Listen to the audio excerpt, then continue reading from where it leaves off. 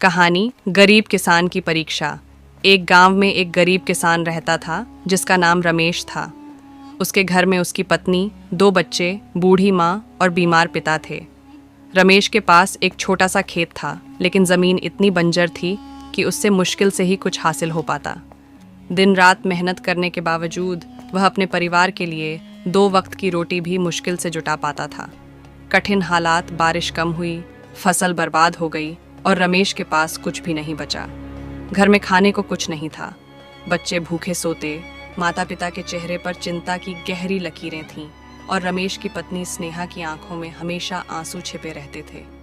मदद की तलाश रमेश ने गांव के साहूकार से कर्ज लेने की कोशिश की, लेकिन ब्याज की शर्तें इतनी सख्त थीं कि वह हिम्मत नहीं कर सका। एक दिन गांव के एक बुजुर्ग ने रमेश को सलाह दी कि वह अपने खेत में नई तकनीकों से खेती करे।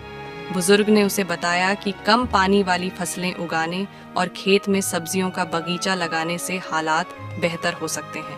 रमेश ने हिम्मत जुटाई, बुजुर्ग की मदद से काम शुरू किया और थोड़ा कर्ज लेकर खेत को संवारा।